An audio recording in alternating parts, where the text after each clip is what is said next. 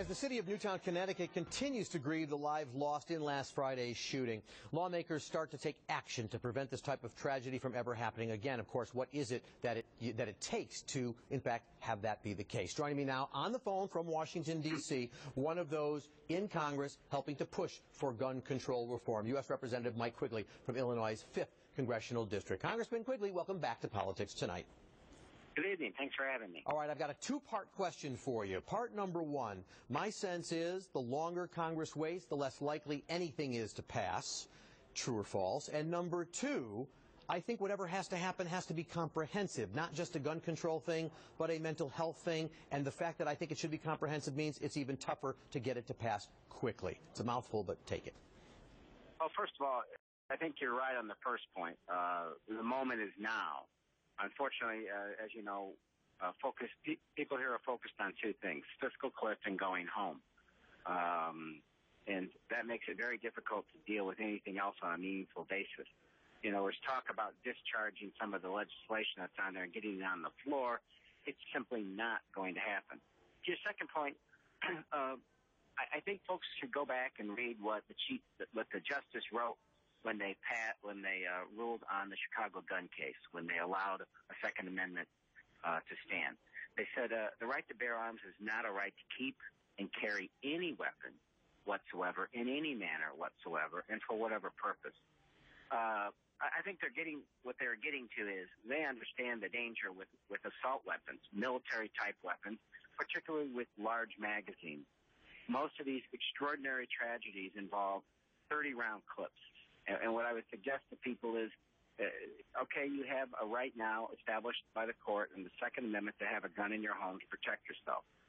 But no one could argue that they need a assault weapon with a 30-round clip if they're protecting their home or they're hunting deer. The fact is, if you have that kind of weapon with that kind of power, and you can fire, as this person did in Connecticut, over 100 rounds in that short period, you're not hunting deer, you're hunting people. Yeah. So it at the very least needs to deal with who can get a gun and what kind of gun they can get. And who can get a gun? Let's remember what you're getting to here. When there's no background checks, which exist in gun shows in 33 states, right, including Indiana, not you, but a person with multiple violent felony records, adjudicated mentally ill, a chronic spouse abuser, someone on a terrorist watch list or a no-fly list can go buy any gun they want. And people say, oh, that's impossible.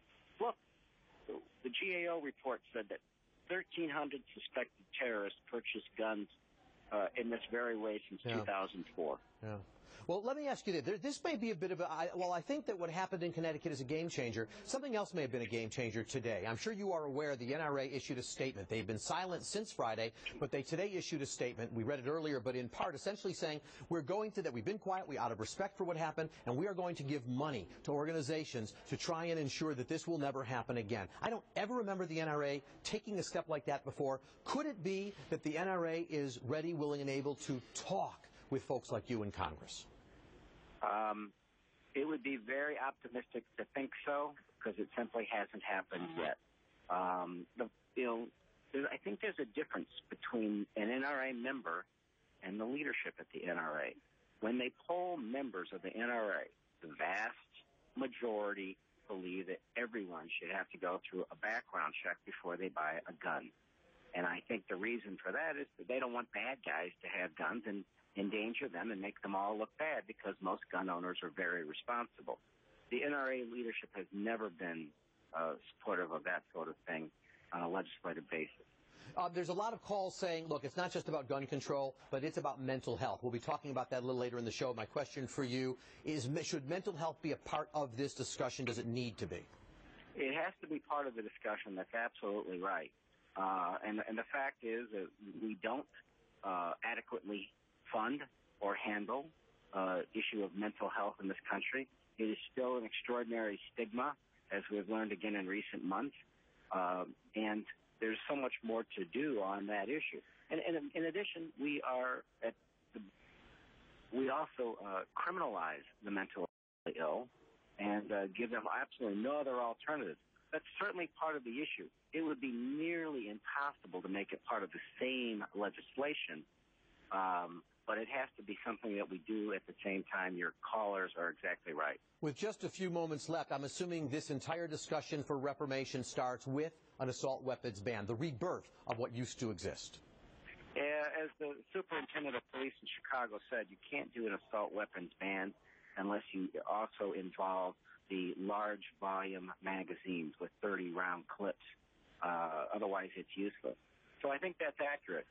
I don't think it's a reach to say at the same time that we have to keep guns away from people who will do us harm. And I think we can't solve all those problems, but we can save a lot of people if we do. Congressman, we'll continue to talk about this issue as soon as you and your colleagues keep us from falling off the fiscal cliff, which is your current problem and mission. But when you take care of that and you come back at home, come back on the show live in studio, it'll be good to see you. Congressman, glad to. you got it. Happy holidays. And you as well, Democrat of the 5th District. Thanks.